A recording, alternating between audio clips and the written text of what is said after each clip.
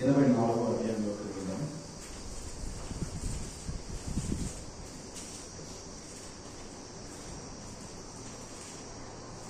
కీర్తన 84 కోరాహు కుమారులు రచించినటువంటి కీర్తన. బైబిల్ గ్రంథంలో కోరాహు కుమారులు దేవుని కొరకు అనేక కీర్తనలు రాశారు.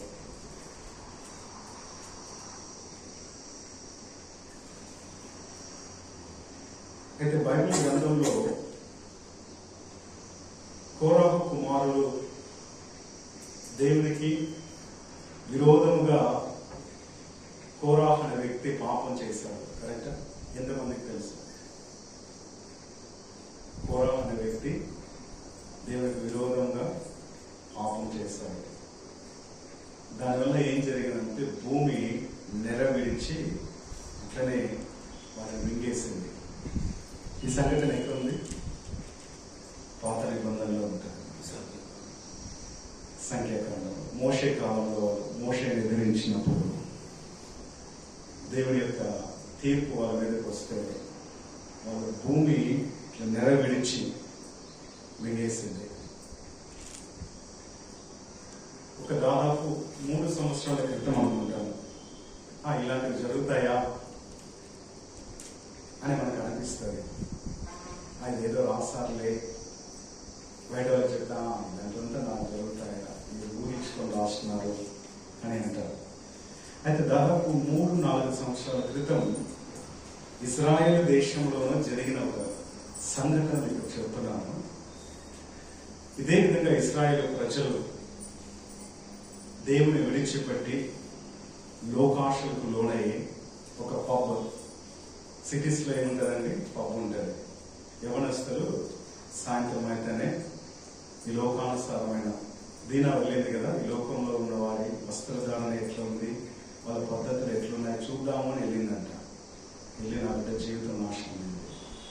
సో యవనస్తులు ఏం చేస్తారు, సాయంత్రం అయితే సిటీస్లో వేరే విధమైన వస్త్రధారణ చేసుకొని ఆ పబ్స్లో వెళ్ళి తాగి డాన్స్లు వేస్తా ఎంజాయ్ చేస్తారు అనమాట.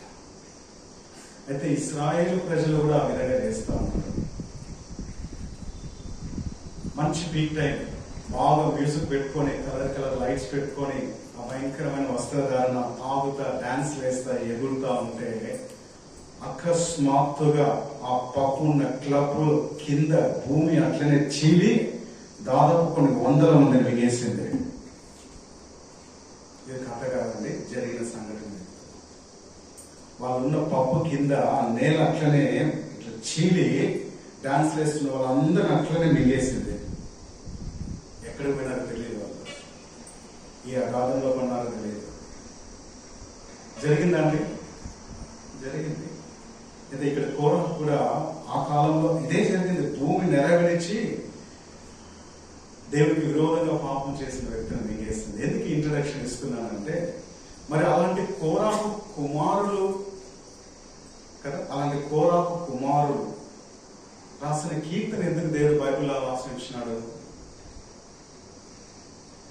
ఇది మనం ఆలోచించాలి. కోరాహు అనే వ్యక్తి ఎవరు? దేవుని దృష్టికి పాపము చేసి దేవుని శిక్షకు లోనై పాతాళంలో అగాధం మింగివేసింది ఆ వ్యక్తిని. అయితే ఆ వ్యక్తి కుమారులంట. అందులో ఆ స్క్రిప్చర్ మీ దగ్గర ఉందా? సంఖ్యాకాండం ఒకసారి చదువుదాం. మీకు అక్కడ ఒక మాట చూపించాలి. ఆ సంఘటనలో మీకు ఒక మాట చూపించాలి.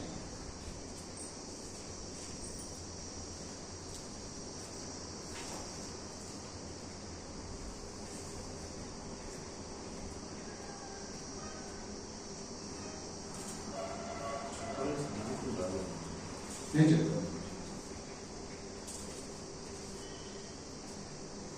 సంఖ్యాకాండం 16:32 వెళ్దాం. అక్కడికి ఒకసారి కొంచెం దానికి ముందు చదవండి సిస్టర్. ఒక వచ్చిన 2వ వచనం ముందు చదవండి. ఏం జరిగిందో తెలుస్తుంది.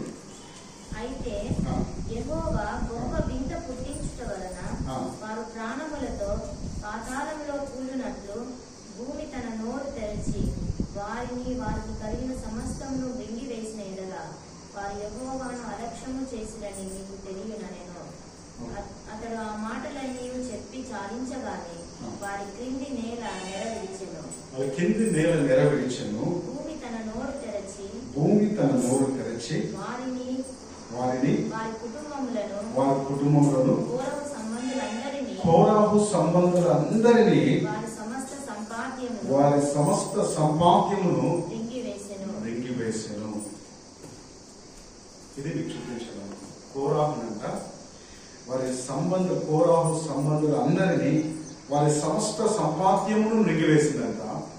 అయితే మీరు అక్కడ గమనిస్తే కోరాహు కుమారులు అనే మాట ఉండదు.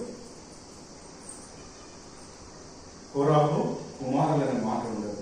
ఎందుకంటే ఆ భయంకరమైన ఉగ్రతలో నుండి కోరాహు పాపం చేశాడేమో కానీ కోరాహు కుమారులు ఉన్నారు చూసారా, ఆ కోరాహు కుమారులు పాపం చేయలేదు. వాళ్ళు యథార్థంగా దేవుని స్తుతించి ఆరాధిస్తున్నారు, దేవుని కీర్తించి మహిమపరుస్తున్నారు. వాళ్ళ నాన్న పాపంతో ఏకీభవించిన వాళ్ళు. కాబట్టి దేవుడు ఆ ఉగ్రతలో నుండి వారి పిల్లలను తప్పించినాడు. అందుకోసమే ఆ తర్వాత వాళ్ళు రాసిన కీర్తన గ్రంథంలో దేవుడు లిఖించినాడు కోరాహు కుమారుల కీర్తన. ఈ ఇంట్రడక్షన్ మనకు ముఖ్యం. ఎందుకంటే దేవుడు చూడండి ఏ విధంగా ఆ పాపం చేసిన వ్యక్తి శిక్షకు లోనై, అయితే అతని కుమారులు ఆ తండ్రి యొక్క పాప శిక్షలో పాలు పొందకుండా వారు పాపం చేయకుండాన్నట్లు వారి దేవునికి భయభక్తులు కలిగి జీవించినారు. కాబట్టి వాళ్ళని ఏం చేసినారంటే ఆ పాప శిక్షలో నుండి తప్పించి తన నామానికి మహిమకరమైన సాక్షులుగా నిలబెట్టి యెరూషలేము దేవాలయంలో ఇశ్రాయేలు ప్రజలు కీర్తించే కీర్తనలు రాసే గ్రంథంలో ఆ కీర్తనలు ఆయన ఏం చేస్తాడంటే రాసి ఉంచాడు. ఇశ్రాయేలు యెరూషలేములో దేవాలయంలో పాడే కీర్తనలు దావీదు కీర్తనలుగా పాడతారు వాళ్ళు. అయితే ఆ దావీదు కీర్తనలో కోరాహు కీర్తనలు ఎన్నో కూడా దేవుడు చేర్చాడనమాట. ఆ పాటలే వాళ్ళు పాడుతున్నారు ఈరోజు. అయితే ఎందుకు ఈ మాట చెప్తున్నానంటే దేవుడు ఎలా డీల్ చేస్తున్నాడు అనేది మీరు ఆలోచించారు. అంటే దేవుడు ఎలా వ్యవహరిస్తున్నాడు అనేది ఆలోచించారు. ఆ కోరాహు కుమారుల కీర్తన చూద్దాం. ఏం రాస్తున్నారో వాళ్ళు ఒక మాట చూద్దాం. వాళ్ళ గురించి చెప్పాను కదా, ఇప్పుడు వాళ్ళు ఏం రాస్తున్నారో చూద్దాం. సైన్యములకు అధిపతివగు యెహోవా, నీ నివాసములు ఎంత రమ్యములు. యెహోవా మందిరావరణములను చూడవలనని నా ప్రాణము ఎంతో ఆశపడుచున్నది, అది సొమ్మసిల్లుచున్నది. జీవము గల దేవుని దర్శించుటకు నా హృదయమును నా శరీరమును ఆనందముతో కేకలు వేయుచున్నది. తమ దేవుడైన యెహోవాని ఎలా ప్రేమించాలని దేవుడు 10 ఆజ్ఞల్లో ఒక ఆజ్ఞ ఇచ్చాడు. మీరు మీ దేవుడైన యెహోవాను మీ పూర్ణ హృదయముతో, మీ పూర్ణ మనస్సుతో, మీ పూర్ణ బలముతో ప్రేమించాలంట. ఆ 3 ఈ కీర్తన కనబడుతుంది. మీరు గమనిస్తే 2వ వచనంలో యెహోవా మందిర ఆవరణములను చూడవలనని నా ప్రాణము అంటున్నాడు. నా ప్రాణము ఎంతో ఆశపడుచున్నది అంటున్నాడు. ప్రాణము అంటే మైండ్, మనస్సు. 2వది చూస్తే జీవం గల దేవుని దర్శించుటకు నా హృదయము అంటున్నాడు. ఏంటంటే నా హృదయము. హృదయము అంటే స్పిరిట్, మానవుని యొక్క ఆత్మ, నరుని యొక్క ఆత్మ. తర్వాత నా శరీరమును ఆనందముతో కేకలు వేయించున్నది. కేకలు ఎక్కడి నుంచి వస్తాయండి? ఎక్కడి నుంచి వస్తాయి కేకలు? నోట్ల నుంచి వస్తుంది కదా. ఆయన అంటున్నా నా శరీరం కూడా ఆ దేవుని దర్శించి ఆనందంతో కేకలు వేయాలని చెప్పి ఆయన శరీరం కూడా ఏం చేస్తానంట ఆశపడుతూ ఉన్నాడు. కానీ ఎందుకు దేవుడు వీళ్ళని తప్పించినాడు ఈరోజు మనం నేర్చుకోవాలి. ఆ తండ్రి చేసిన పాప శిక్షల ఉగ్రతలో ఎందుకు వీళ్ళు చిక్కుకోకుండా తప్పించబడ్డారంటే దేవుడు వీళ్ళని చూశాడు. వీళ్ళు ఎలా దేవుని ఆరాధిస్తున్నారు తెలుసా? పూర్ణ హృదయంతో, పూర్ణ మనస్సుతో, పూర్ణ బలముతో ఏం చేస్తున్నారంటే ఆ దేవుని మందిర ఆవరణంలో సేవిస్తా ఉన్నారు. ఆమేన్. ఈరోజు మనం దేవుని మందిరం అలా ప్రేమిస్తే, ఆ దేవుని మందిరం చూడాలని, ఆ దేవుని దర్శించాలని, ఆ పునరుద్ధాన దినం వస్తానే మనం కానీ అలా ఆశించి ప్రయాసపడ్డాం అనుకోండి, నేను చెప్తున్నా దేవుని కనుదృష్టి నీ మీదకి వస్తుంది.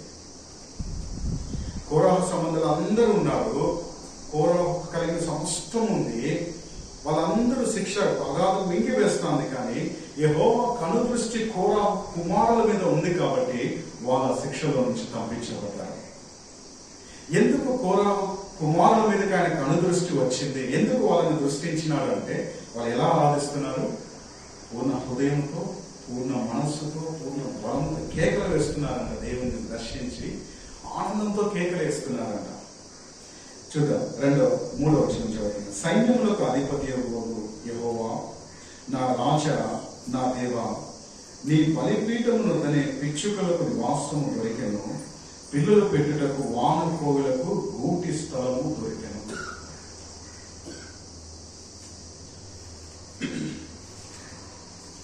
ఎందుకు ఇక్కడ పిచ్చుక గురించి, వాన కోవుల గురించి రాస్తున్నాడు? వాటి గురించి రాయాల్సిన అవసరం ఏముంది అంటే, ఈ కోరాహు కుమారులు దేవుని మందిరంలో సేవ చేస్తా ఉన్నప్పుడు వాళ్ళు బలిపీఠం మీద ఏం చేస్తారు? బలులు అర్పిస్తారు. అయితే ఆ బలులు అర్పించే టైంలో ఈ కోరాహు కుమారుడు ఒక విషయాన్ని గమనించినారు. ఏంటంటే, ఆ బలిపీఠం దగ్గర ఏం చేసిందంటే, చెప్తున్నాడు, పిచ్చుకలంట. ఎక్కడుండే పిచ్చుకలు మనం గమనిస్తే నాకు చిన్నప్పుడు గుర్తుంది, మేము ఉండే ఇంటిలో ఈ చెక్కలు దూలాలు ఉంటాయి అన్నమాట. ఆ దూలాల్లో ఎక్కడో ఒక గ్యాప్, చిన్న రంధ్రం ఉంటే అక్కడ పిచ్చుకలు ఏం చేస్తాయంటే గడ్డి అంతా ముక్కుతో తీసుకొని వచ్చి గడ్డి అక్కడ చేర్చి అక్కడ గూడు కట్టుకొని చిన్న పిచ్చుకలు, ఇప్పుడు అవి కనబడట్లేదు, ఉన్నాయో లేదో కూడా తెలియదు, ఆ చిన్న పిచ్చుకలు ఆ గూట్లో ఉంటాయన్నమాట.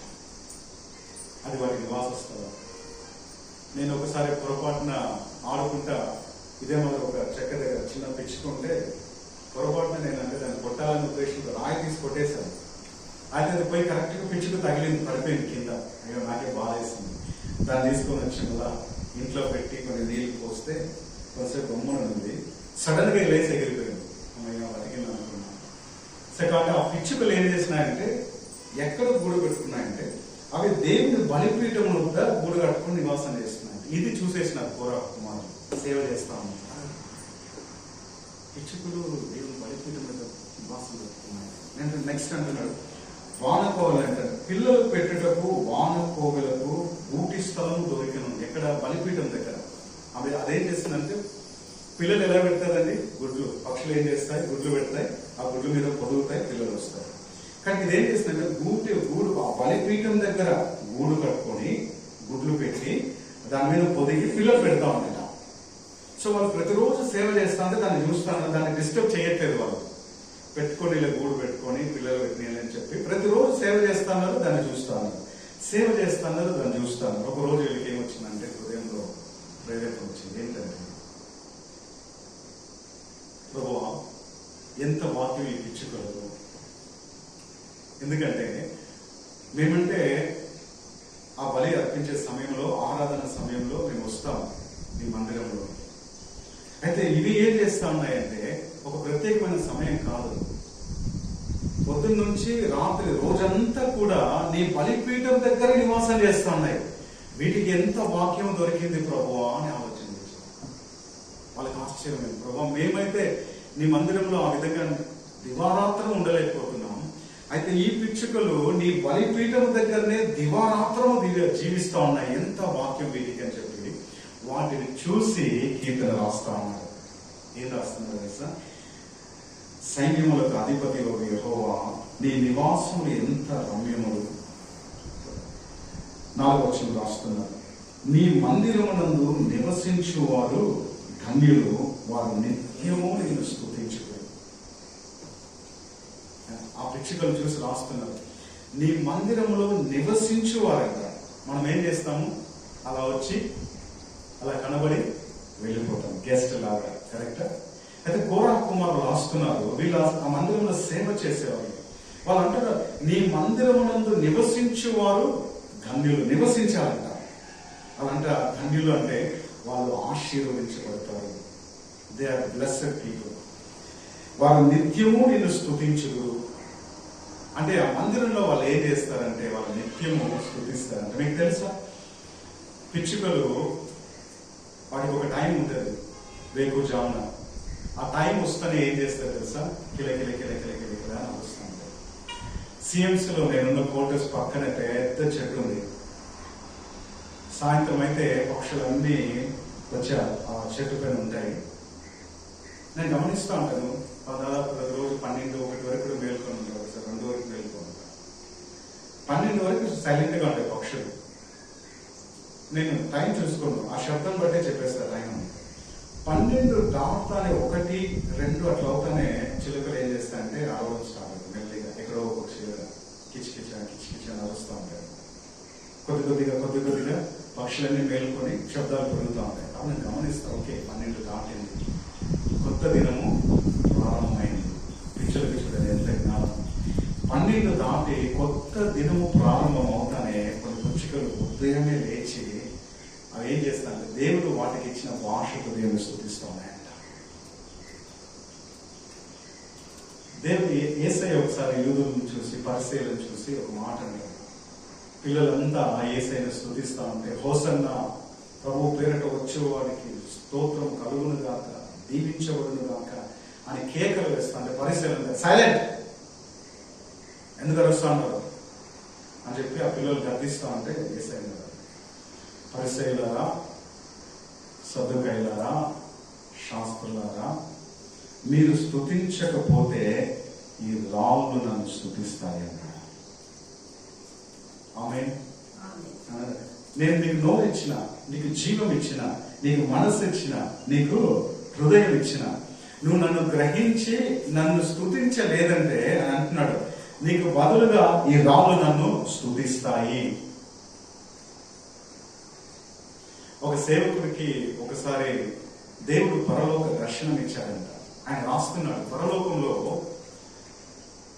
ఒక మంచి తోట చూశాడంట ఆయన. ఆ తోటలో ఉండే ఆ పుష్పాలు ఎక్కడ భూమి మీద ఎక్కడ కనపడి ఉంటారు అలాంటి పుష్పాలు. అలాంటి పుష్పాలను కలిగిన తోటను చూసినాడంట. ఈయన అలా నడుచుకొని వెళ్తా ఉంటే ఒక మధురమైన స్వరము, మధురమైన గానం వస్తా ఉందంట. ఎక్కడి నుంచి మధురమైన స్వరము అంటే అనేక మంది కలిసి పాడుతూ ఉన్నట్లు వస్తాను. ఎక్కడ బాయ్ యొక్క స్తుతి ఆరాధన ఎక్కడ జరుగుతుందని చెప్పి ఆ శబ్దం ఎక్కడ వస్తుందో ఆ శబ్దం వైపు వెళ్ళాడంట. ఆ శబ్దం వైపు వెళ్తా ఉన్నాడు. ఆ శబ్దం అయితే గట్టిగా వస్తా ఉంది, గట్టిగా వచ్చేసింది, దగ్గరనే వినపడుతుంది. అయితే అక్కడ మనుషులు ఎవ్వరూ లేరు. చూస్తే ఈ తోట కనపడింది. ఈ తోటలో నా చెట్లు ఇట్లు అట్లు ఊగుతా ఉన్నాయంట. ఈ తోటలో నుంచి శబ్దం వస్తుంది, ఆ పాట. ఆయనకు అర్థం కాలేదు. అర్థం కాకుండా చూస్తా అంటే ఒక దేవదూత కనుక్కున్నాడు. ఆయన అడిగిన, అయ్యా ఎక్కడి నుంచి మధురమైన గానం, దేవుని స్తుతిస్తా ఉన్నారు, ఆరాధిస్తున్నారు, ఈ స్వరం ఎక్కడి నుంచి వస్తా ఉందంటే ఆ దేవదూత నవ్వుతూ అన్నాడంట, ఈ చెట్లు దేవుని స్తుతిస్తున్నాయి అన్నాడంట.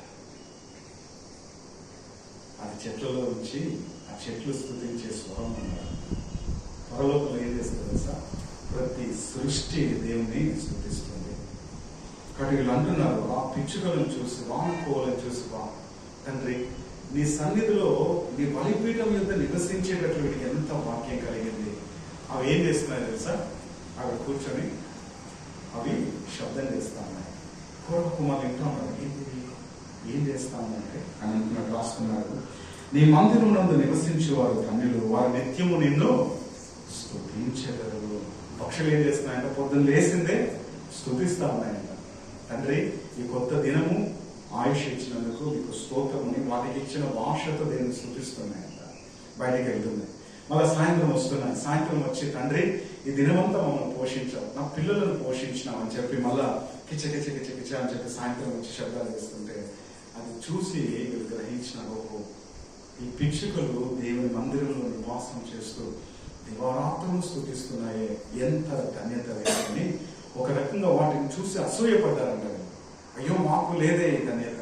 ఎందుకంటే ఆయన బలిపీఠంను తాకాలంటే వాళ్ళకి భయం, ఆ మందిరంలో పరిశుద్ధ స్థలంలో ప్రవేశించాలంటే భయం, ఎందుకంటే పాపం. సో కాబట్టి అయితే ఇవేం చేస్తాయి, సంతోషంగా ధైర్యంగా బలిపీఠం వద్దనే పిచ్చుకలు గూడు కట్టుకొని పిల్లలు కానీ దివారాత్రులు జీవిస్తూ ఉంటే వాటిని చూసి వీళ్ళకి అసూయ వస్తుందంట. వీటికి ఎంత భాగ్యం దొరికింది దేవుని సన్నిధిలో, దివారాత్రులు నివసిస్తున్నాయి అని చెప్పి తలంచుకొని కీర్తన రాస్తున్నారు. నీ మందిరమునందు నివసించేవారు ధన్యులు. దివారాత్రం వాళ్ళు ఏం చేస్తారంటే నిత్యము నేను స్తుతించేవారు. కిందికి వద్దాం, 5వ వచనం. నెక్స్ట్, ఇలా జీవిస్తే ఏం జరుగుతుంది, దాని యొక్క ప్రతిఫలం ఏంటి? దేవుడు ఇలా ప్రేమిస్తే పూర్ణ హృదయంతో, పూర్ణ ఆత్మతో, పూర్ణ బలముతో ప్రేమిస్తే వాళ్ళు ధన్యులంట, వాళ్ళు దేవుని స్తుతిస్తారంట. అయితే అలాంటి వాళ్ళ జీవితంలో ఏం జరుగుతుంది అని చెప్పి కింద దాని యొక్క ప్రతిఫలం గురించి రాస్తున్నాడు. ఏం రాస్తున్నా అంటే, నీ వలన బలమునందు మనుష్యులు ధన్యులు, యాత్ర చేయు మార్గములు వారికి అతి ప్రియములు. నీ వలన బలమునందు మనుష్యులు ధన్యులు. ఎక్కడుంది ఆ బలము? ఎక్కడ పొందుకుంటారు ఈ బలము? ఆ బలమును పొందుకునేంత వాళ్ళు ఏం చేస్తున్నారంటే ఆ యొక్క యాత్ర అంటే, ఒకసారి యోసేపు దగ్గరికి వాళ్ళ నాన్నను కనాన దేశంలో వచ్చి కరువు వచ్చిందని చెప్పి తీసుకొని వస్తారు. తీసుకొని వచ్చినప్పుడు ఫరో వచ్చి చూస్తాడు. ఫరో దగ్గర నిలబడతాడు యాకోబు. ఆయన అడుగుతాడు, నీవు జీవించిన సంవత్సరములు ఎన్ని? చూద్దాము ఒకసారి. దానికి ఆ వృద్ధుడైన వృద్ధాప్యంలో ఉన్న యాకోబు ఇచ్చిన సమాధానం ఒకసారి చదువుదాము.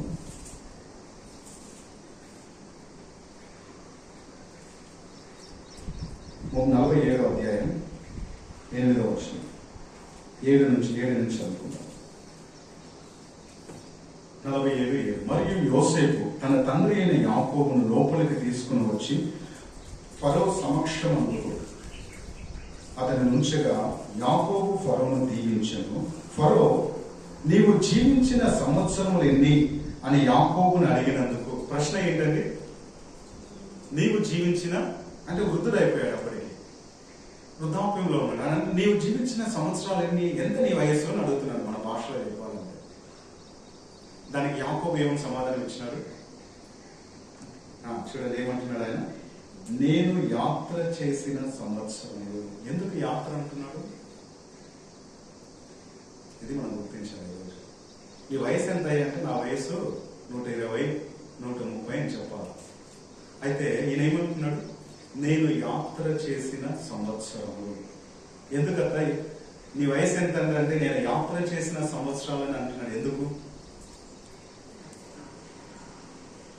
నేను యాత్ర చేసిన సంవత్సరములు 130. నేను జీవించిన సంవత్సరములు కొంచెముగాను దుఃఖ సహితమైనవిగా ఉన్నవి. అవి నా పితరులు యాత్ర చేసిన, మళ్ళా పితరులు చెప్పు, నా పితరులు యాత్ర చేసిన దినములలో వారు జీవించిన సంవత్సరములన్నీ కాలేదు. అబ్రహాం 170 సంవత్సరాలు జీవించిన. సో వాళ్ళు జీవించిన సంవత్సరం నేను జీవించలేదు, కొంచెంగాను దుఃఖ సహితంగా ఉన్నది అంటున్నాడు. యాకోబు చెప్తున్నాడు. ఏం చెప్తున్నాడంటే మన జీవితము అనేది ఒక యాత్ర. యాత్రికులం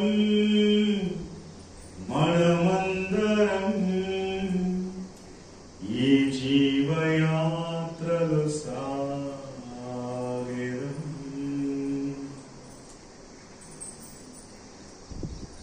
ఈ పాట దాదాపు 30 సంవత్సరాల క్రితం నేను విన్నా. అది నా ఆత్మలోకి వెళ్ళిపోయింది. ఆ పాట చాలా చక్కగా బ్రదర్ జోన్ చేసి అనే వ్యక్తులు పాడారు. ఒకసారి దాంట్లో ఒక చరణం మీకు పాడి వినిపిస్తాను.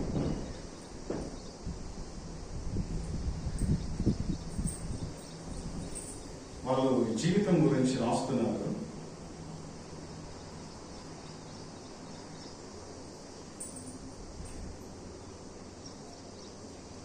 ఈ జీవితం అనేది ఒక యాత్ర అంట.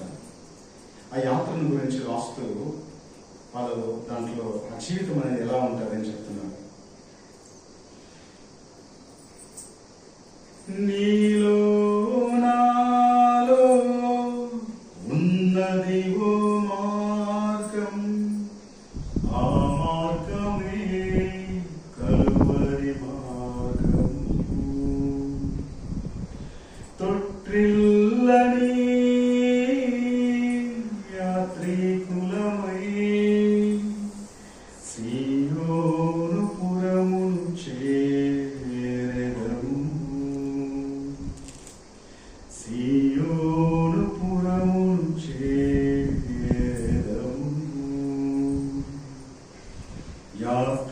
కులం మనమందరం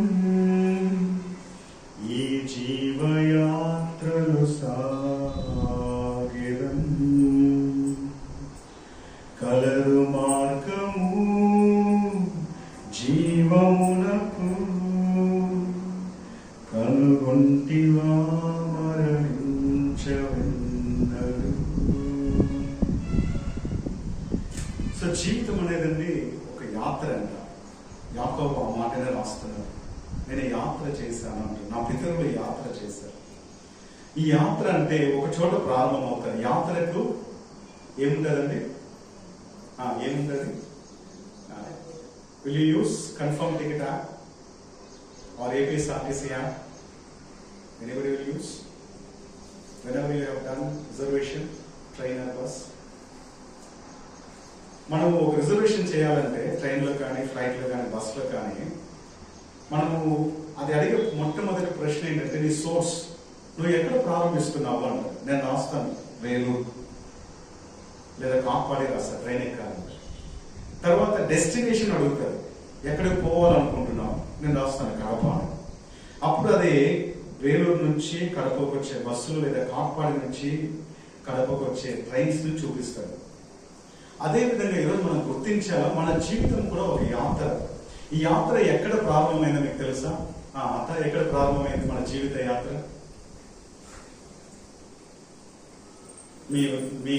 మీకు అర్థమైంది చెప్పండి. మీ జీవిత యాత్ర ఎక్కడ ప్రారంభమైంది? సోర్స్ ఆఫ్ యువర్ జర్నీ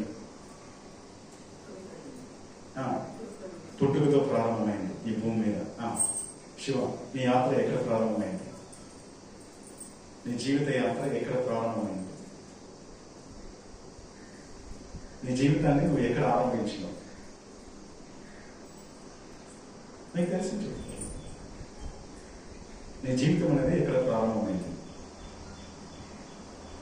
ఏదో చెప్తారు, నీకు అర్థమైంది చెప్పు.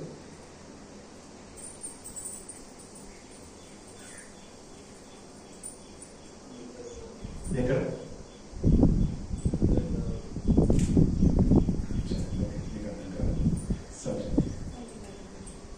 తల్లి గర్భంలో ఈ జీవిత యాత్ర ప్రారంభమైంది.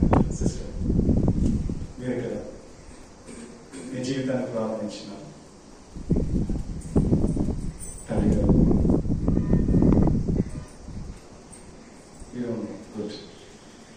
సో తల్లి గర్భమందు మన జీవితం అనేది ప్రారంభమైంది కదా, మాక్సిమం సోర్స్. అయితే మనం సొలొమోను జ్ఞానిని అడుగుదాం. ఆయన మహాజ్ఞాని కదా. ఆయన అడుగుదాం, అయ్యా సొలొమోను, మానవుని జీవితం ఎక్కడ ప్రారంభమైంది చెప్తావా అని ఒక ప్రశ్న ఇస్తే ఆయన చక్కటి సమాధానం చెప్తాడు. వెళ్దాము ప్రసంగి గ్రంథం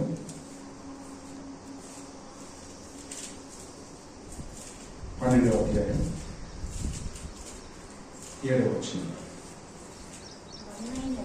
మన్నైనది వెనుకటి వలనే మరలా భూమికి చేరును, ఆత్మ దాని దయచేసిన దేవుని యొద్దకు మరలా పోవును. ఈరోజు మనం గుర్తించాలి, మన జీవితం ఎన్ని భాగాలు శివ? మన జీవితంలో మన్ను ఉందంట, మన జీవితంలో ఆత్మ ఉందంట. మన్ను ఏదంట? శరీరం కదా. సైంటిస్ట్ ఏం చేసినారంటే, బైబిల్ ఇలా చెప్తా ఉంది కదా, ఇది నిజమా కాదా చూద్దామని చెప్పి ఈ శరీరాన్ని ముక్కలుగా చేసి చిన్న మైక్రో పార్ట్స్ గా విభజించి మైక్రోస్కోప్ లో పెట్టి మన్ను యొక్క కెమికల్ అనాలిసిస్ చేసినారంట. ఈ శరీరం యొక్క కెమికల్ అనాలిసిస్ చేసి మైక్రోస్కోప్ లో చూస్తే ఈ మట్టిలో ఏ కణాలు ఉన్నాయో, కణాలు ఇన్ ద సెన్స్ అణువులు కదా, కెమిస్ట్రీలో మనం చదువుతాం కదా, అణువులు. అదే కణాలు ఈ శరీరంలో ముక్కలుగా చేసి మైక్రోస్కోప్ లో పెట్టి చూస్తే అదే కణాలే ఉన్నాయి.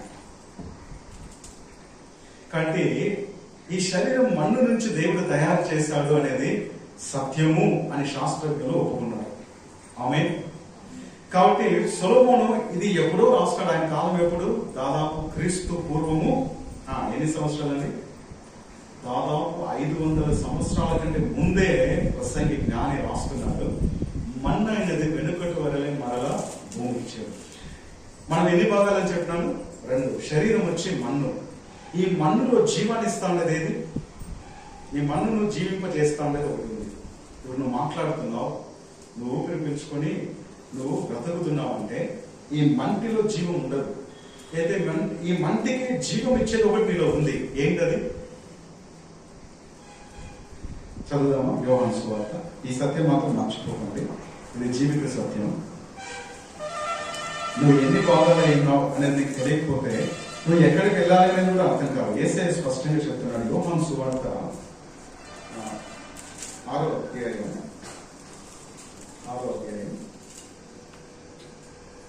61 నుంచి చదువుకుందాం. యేసు తన శిష్యులు దీనిని గూర్చి సనుగుకొనుచున్నారని తనకు తానే ఎరిగి వారితో ఇట్లనెను, దీని వలన మీరు అభ్యంతరపడుచున్నారా? దేని వలన వాళ్ళు అభ్యంతరపడుచున్నారంటే ఆయన అంటున్నాడు ఈ అధ్యాయంలో, నా శరీరమును తిని నా రక్తమును త్రాగువాడే నిత్య జీవము గలవాడంటే వాళ్ళు అంటున్నారు, ఈయన ఈ శరీరాన్ని ఎట్లా తిననిస్తాడు, ఈయన రక్తాన్ని ఎట్లా తాగనిస్తాడు, ఇది ఏదో కఠినమైన బోధలాగా ఉంది అని చెప్పి శిష్యులందరూ అభ్యంతరపడి విడిచిపెట్టి వెళ్ళిపోతారు. అంతవరకు కొన్ని వందల మంది వస్తూ ఉంటారు. అయితే అంతమంది ఈ బోధ విని విడిచిపెట్టి వెళ్ళిపోయి ఎంతమంది మిగులుతారు తెలుసా? 12 మంది శిష్యులు ఏం మిగులుతారు. ఆయన అంటాడు, మీరు కూడా వెళ్ళిపోవాలనుకుంటున్నారంటే లేదు ప్రభా, నిత్య జీవపు మాటలు గలవాడు నీవే, నిన్ను విడిచి మేము ఎక్కడికి వెళ్తామని ఒప్పుకొని ఆయనతోనే ఉంటారు. సరే చూద్దాం ఆ మాటల గురించి యేసయ్య ఏమంటున్నాడు. నెక్స్ట్ చదవండి సిస్టర్.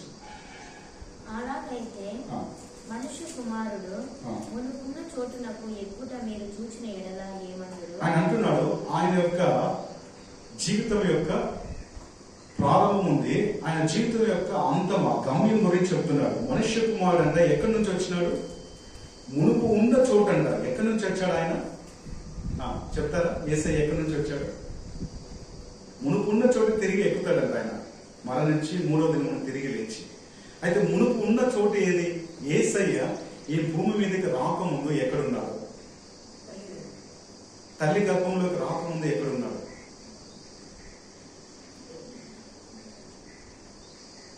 ఆయనే చెప్తున్నా, నేను మునుపున్న చోటుకి ఎక్కుతాను అంటున్నాను. మునుపున్న చోటు ఏది?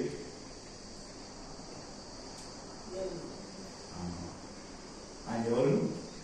తండ్రి యొక్క, దేవుని యొక్క అద్వితీయ కుమారునిగా ఉన్నాడంట. ఎక్కడున్నాడు ఆయన? తండ్రి యొక్క అద్వితీయ కుమారునిగా ఉన్నాడు. అందుకోసమే మీరు గమనిస్తే ప్రకటన గ్రంథంలో ఉంటుంది. ఏంటో తెలుసా? ఆయన జగత్తు పునాది వేయబడక మునిపే వధించబడిన దేవుని గొర్రెపిల్ల. ఎప్పుడున్నాడు యేసయ్య? ఈ జగత్తుకు పునాదే వేయబడలేదు. అయితే అంతకు ముందే ఆయన పరలోకంలో ఆయన గురించి రాయబడుతున్న మాట వధించబడిన దేవుని గొర్రెపిల్ల. అంటే ఆయన ఆ యొక్క పరలోకంలోనే ఇంకా ఈ జగత్తుకు పునాది వేయలేదు, ఆదాము పుట్టలేదు, అవ్వ పుట్టలేదు, సృష్టి పుట్టలేదు. అయితే అంతకు ముందే సమస్తమును సర్వజ్ఞాని అయిన దేవుడు ఇది సంభవించబోతాదని తెలిసి ఆదాము హవ్వలు ఏదైనా తోటలో పాపము చేస్తారని, మానవులు పాపంలో పతనం అయిపోతారని తెలిసి ఆ సర్వజ్ఞాని ముందుగానే ఏం చేశాడు తెలుసా? ఆ పాపానికి ప్రాయశ్చిత్తాన్ని సిద్ధం చేసేసినాడు. అది మన దేవుడు. ఏమన్నాడు తెలుసా తన కుమారునితో? నా కుమారుడా, నీవు గొర్రెపిల్లవు. అదేంటి తండ్రి, నేనేంటి గొర్రెపిల్ల అంటున్నాడు. అవును, నీవు గొర్రెపిల్లవు. ఎందుకంటే నా స్వరూపమందు నా పోలికలో నేను సృష్టించబోయే నా పిల్లలు పాపము చేయబోతున్నారు. నేను వాళ్ళకి ఇచ్చిన ఫ్రీడమ్, స్వాతంత్రం ఉపయోగించుకొని వాళ్ళు నన్ను సేవించడానికి బదులుగా, నన్ను ప్రేమించడానికి బదులుగా తప్పిపోబోతున్నారు. ఈ లోకాన్ని, అపవాదిని, వారి మాటలను విని తప్పిపోబోతున్నారు. అయితే వాళ్ళు నా పిల్లలు, నేను కన్నా నా పిల్లలు. అయితే ఆ పాపము నుండి వారిని విడిపించాలంటే అది కేవలం నీకు మాత్రమే సాధ్యమవుతుంది. ఎలా అంటే అదే మానవుని స్వరూపంలో నిన్ను పంపించి పాపము లేకుండా నీవు జీవించి ఆ కలువరి శిలువలో లోక పాపమంతటికి ప్రతిగా నువ్వు బలి అయితే ఆ నీ పరిశుద్ధ రక్తము వలన వాళ్ళకి క్షమాపణ, విమోచన కలుగుతుంది. అందుకోసం యోహాను ఆ ప్రకటన గ్రంథంలో జరిగిపోయిన వాటిని, జరుగుతున్న వాటిని, జరగబోయే వాటిని చూసి రాస్తాడు ఆయన. ఆ జరిగిపోయిన వాటిని గురించి రాస్తూ ఏం రాస్తున్నా అంటే ఆయన అనాదిలో నియమించబడిన గొర్రెపిల్ల జగత్తు పునాది వేయబడక మునిపే వధించబడిన గొర్రెపిల్ల. అనాదిలో నియమించబడిన గొర్రెపిల్ల, ఆదిలో వధించబడిన గొర్రెపిల్ల, అనాదిలో నియమింపబడిన గొర్రెపిల్ల, ఆదిలో వధించబడిన గొర్రెపిల్ల, గొల్గొతాలో యేసు రూపమై వధించబడిన గొర్రెపిల్ల, గొల్గొతాలో యేసు రూపమై వధించబడిన గొర్రెపిల్ల, అనాదిలో నియమింపబడిన గొర్రెపిల్ల, ఆదిలో వధించబడిన గొర్రెపిల్ల. అది మన తండ్రి. ఏంటంటే మనం పాపము చేస్తామని ముందే ఎరిగి ఆ పాపానికి ప్రాయశ్చిత్తం కోసం ఆయన ముందుగా తన కుమారుడిని నియమించినాడంట, లోకానికి పంపించినాడంట. కలువరి సిలువలో యేసు రూపముగా ఆయన బలి అయినాడంట. అయితే ఆయన ఎవరు? మునుపు ఉన్న చోటికి నేను ఎక్కుతానన్నాడు. ఆయన అడ్రస్ చెప్తున్నాడు. మునుపు ఎక్కడున్నాడు అనేది అడ్రస్ చెప్తున్నాడు. చెప్పారా? ఆయనే చెప్పినాడు అడ్రస్. మునుపు ఆయన ఎక్కడ ఉన్నాడని అడ్రస్ చెప్తున్నాడు. చూద్దామా? యోహాను సువార్త 1వ అధ్యాయం 1వ వచనం. That is the address from where Jesus has come. యేసు ఎక్కడి నుంచి వచ్చాడో ఆయన చెప్తున్నాడు. ఆది యందు వాక్యము ఉండెను, వాక్యము ఎక్కడున్నాడు ఆయన? ఎవరు ఆ వాక్యము? యోహాను ప్రకటన గ్రంథంలో రాస్తాడు, ఆయనకు దేవుని వాక్యం అని నామము కలదని రాస్తాడు. దేవుని వాక్యం అంటే ఆయన పేరేంటి? దేవుని వాక్యం. ఆయన ఎక్కడున్నాడు? ఆదిలో దేవుని యొక్క ఉన్నాడు. ఆ దేవుడు కాలము పరిపూర్ణమైనప్పుడు ఆ వాక్యమైన దేవుడు శరీరధారిగా ఈ లోకంలో మన పాపం కోసం జన్మించినాడు, మన పోలికలో జన్మించినాడు, సిలువలో మరణించినాడు, తన పరిశుద్ధ రక్తాన్ని చిందించినాడు. ఈరోజు ఆయన మందిరంలో మనం నిలబడుతున్నామంటే ఆ రక్తమే మన ధైర్యం. ఆమె ఆయన మందిరంలో సంతోషంగా రాగలుగుతున్నామంటే ఆయన రక్తమే మన ధైర్యం. సో కాబట్టి దేవుడు నీ పట్ల ఆలోచన చేసి చూడండి. నీవు పుట్టక ముందే ఇంత ఆలోచన చేసిన నీ దేవుడు నీ జీవిత యాత్రలో నీకు ఎదురయ్యే పరిస్థితుల్లో, నీ కొదువులో, నీ అక్కరలో, నీ సమస్యలు, నీ పోరాటాలలో నీ గురించి ఆలోచన చేయడా? చేస్తారా? చేయగలరు? ఎప్పుడో నువ్వు పుట్టకముందే నీ పాపం గురించి ప్రాయశ్చిత్తం చేయాలి అని ఆలోచన చేసిన తండ్రి నువ్వు పుట్టిన తర్వాత ఈ లోకంలో నిన్ను నడిపించేటప్పుడు నీ గురించి ఆలోచన చేయగలరా? ఆ ధైర్యం మనకు కలిగి ఉండాలి. ఒక పోరాటం గుండా వెళ్తున్నావు, ఒక శ్రమ గుండా వెళ్తున్నావు, ఒక వేదన గుండా వెళ్తున్నావు. నువ్వు గుర్తించాల్సింది ఏంటి తెలుసా? నా తండ్రి నాతో ఉన్నాడు. ఈ పరిస్థితి మధ్యలో ఏం చెప్పాలి? నా తండ్రి నాతో ఉన్నాడు. యేసే అంటున్నాడు, గొర్రెల కాపరిని కొట్టెదను, గొర్రెలు చదరిపో. మీరందరూ కూడా నన్ను విడిచిపెట్టి వెళ్ళిపోయే గడియ వచ్చుచున్నది, అది వచ్చేయున్నది అని రాస్తారు యోహాను 16. అయితే ఆ చెప్పిన తర్వాత ఒక మాట అంటారు, చక్కగా చదువును. యోహాను 16, యోహాను సువార్త 16:33 వచనం, 32 నుంచి చదువుతున్నాం. ఇదిగో మీలో ప్రతి వాడును ఎవరి ఇంటికి వాడు చెదరిపోయి నన్ను ఒంటరిగా విడిచిపెట్టు గడియ వచ్చుచున్నది, వచ్చే ఉన్నది. అయితే ఆయన అంటున్నాడు, అయితే తండ్రి నాతో ఉన్నాడు కనుక, తండ్రి నాతో ఉన్నాడు కనుక నేను ఒంటరిగా లేను. ఈరోజు గుర్తుపెట్టుకోవాల్సిన మాట ఏంటంటే, నువ్వు ఒకవేళ ఒంటరి జీవితం అనుభవిస్తున్నావా? అందరూ విడిచిపెట్టి వెళ్ళిపోయినారా? అందరూ ఉన్నా ఎవరు లేనట్టు బ్రతుకుతున్నావా? అందరూ ఉన్నా ఒంటరితనం అనుభవిస్తున్నావా? అయితే నీ తండ్రి చెప్తున్న మాట, నేను నీతో ఉన్నాను, నేను నీతో ఉన్నాను. నువ్వు పుట్టక ముందే నేను గురించి ఆలోచన తను చేసిన తండ్రిని, నేను ఇంత ఉన్నా. దావీదు 23వ కీర్తనలో రాస్తాడు, ఏం రాస్తాడు? గాఢాంధకారపు లోయలో నేను సంచరించినను ఏ అపాయములకు నేను భయపడను. ఎందుకు భయపడవు దావీదు? గాఢాంధకారపు లోయలో శత్రువులు తరుముతా ఉంటే, ఆ రాజ్యపు రాజేంద్రుడు తరుముతా ఉంటాడు. రాజే శత్రువు అయితే నువ్వేం బతుకుతావు? అడవిలో సైన్యాన్ని పంపించి తరుముతా ఉంటే, ఆ గాఢాంధకారపు లోయ తెలుగులో ఉంది, అయితే ఇంగ్లీష్లో మరణ లోయ ఉంది. ఏ లోయలో దాక్కుంటా ఉన్నాడు? మరణ లోయ అంట. ఆ మరణ లోయలో ద వ్యాలీ ఆఫ్ డెత్ అని ఉంటుంది ఇంగ్లీష్లో, వ్యాలీ ఆఫ్ డెత్. అందుకోసం ఇంగ్లీష్ కలిసి చెప్పగలము. సో ఆ మరణ లోయలో ఆయన అంటున్నాడు, నేను భయపడను. ఏం కాదు, ఎందుకు భయపడను? ఆ నెక్స్ట్ మాట ఏముంటుంది? గాఢాంధకారపు లోయలో నేను సంచరించినను ఏ అపాయములకు భయపడను. అంటే నా పక్కన 1000 మంది పడినా, నా కుడి పక్కన 10,000 మంది కూలినా అపాయం నా ఇద్దరు రాదు అంటున్నాడు. ఏం దావీదు ఎందుకు అంటే నెక్స్ట్ మాట అంటాడు, ఏమంటాడు? దానికంటే ముందు ముఖ్యమైన మాట చెప్తాడు, అది ఆయన ధైర్యం. That is his confidence. దావీదు ధైర్యం ఏంటి అంటే, అది మరణం వెంటాడుతుంది అని అంటున్నాడు. యోనాతానా, నాకును మరణమునకు ఒక్క అడుగే దూరం. మీ దేవుడు నన్ను కానీ ఒక క్షణం విస్మరిస్తే మీ నాన్న నన్ను చంపేస్తాడు. మరణానికి నాకు ఒక్క అడుగే దూరము. కావాలంటే వెళ్ళి నువ్వు పరీక్షించుకో అంటాడు. వాళ్ళ నాన్నను పరీక్షిస్తే వాళ్ళ నాన్న చంపుతా నేను దావీదుని అంటున్నాడు. యోనాతాను ఆశ్చర్యం, ఏది మా నాన్న దావీదుని చంపుతాడా అంటాడు. ఇదిగో నేను బాణం ఈ పక్కేస్తున్నా దావీదు, ఇదిగో గుర్తు చూపిస్తున్నా, బాణం ఈ పక్కేస్తున్నా, పారిపో. ఒక్క అడుగే మరణానికి దావీదుకి. అయితే ఆయన అంటున్నాడు, గాఢాంధకారపు లోయలో నేను సంచరించిన ఏ అపాయం భయపడను. ఎందుకు దావీదు అంటే రాసుకున్నాడు, ఏమిటా?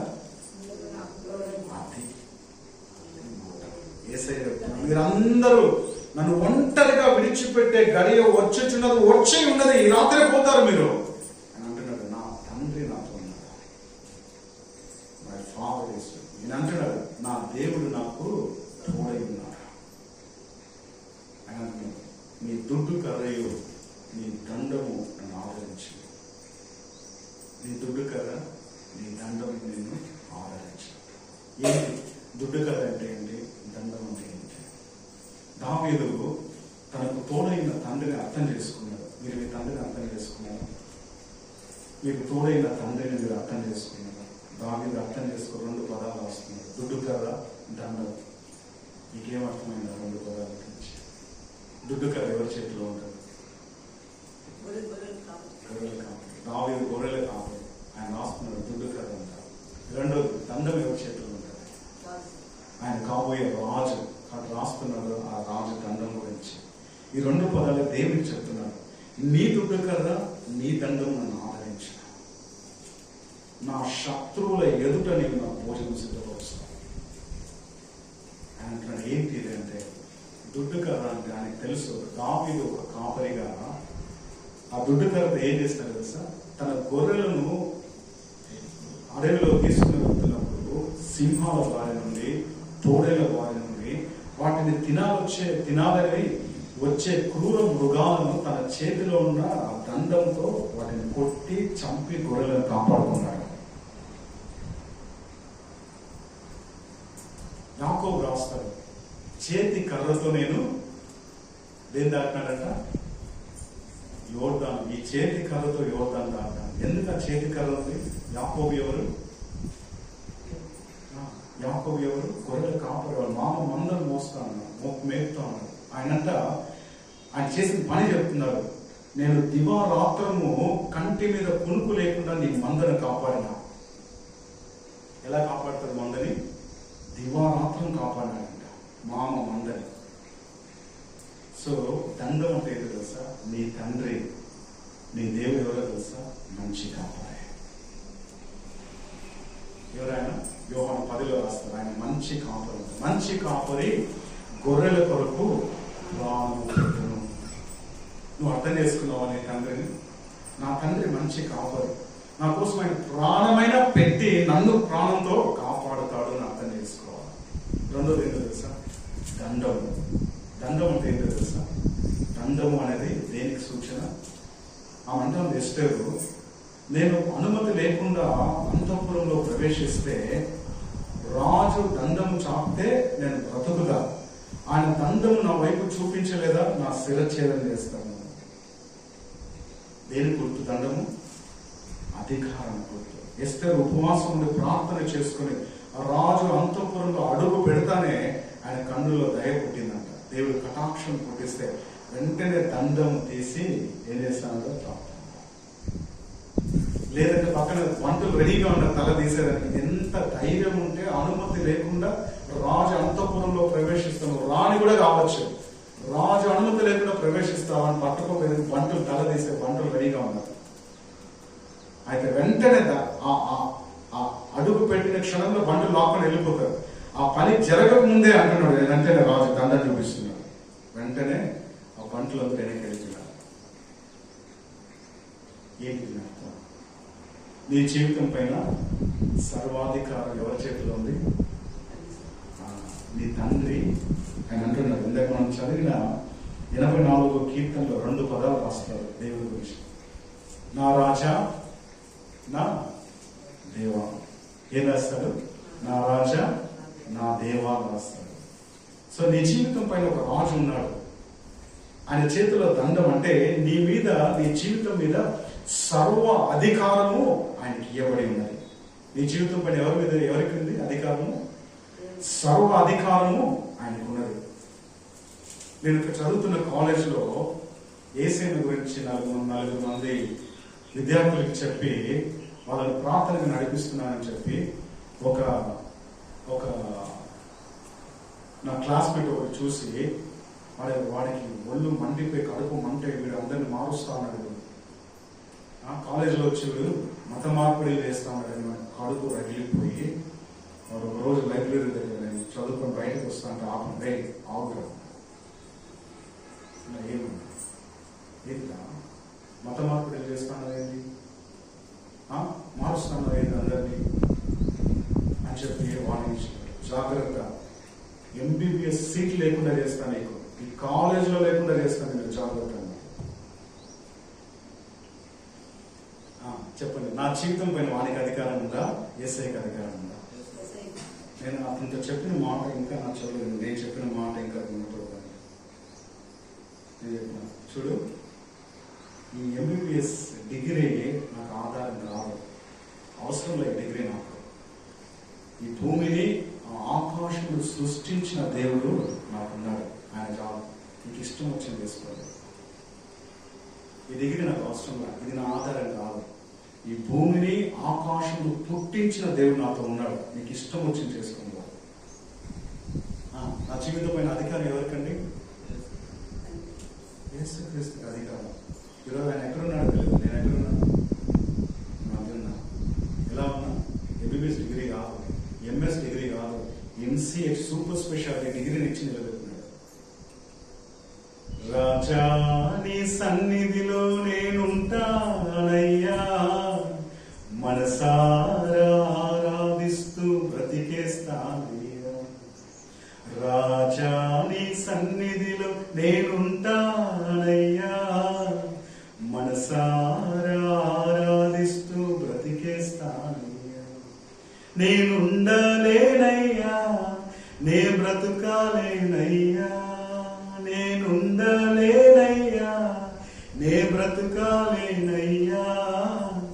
నీవే లేకుండా నేనుండలేనయ్యా, నీ తోడే లేకుండా నే బ్రతుకాలేనయ్యా. ఒంటరి పోరు నన్ను విసిగించిన మనుషులెల్లరూ నన్ను తప్పుబట్టినా. ఒంటరి పోరు నన్ను విసిగించిన మనుషులెల్లరూ నన్ను తప్పుబట్టినా. ఒంటరి వాడే 1000 మంది అన్నావు, నేనున్నానులే భయపడకు అన్నావు. ఒంటరి వాడే 1000 మంది అన్నావు, నేనున్నానులే భయపడకు అన్నావు. నేనంటే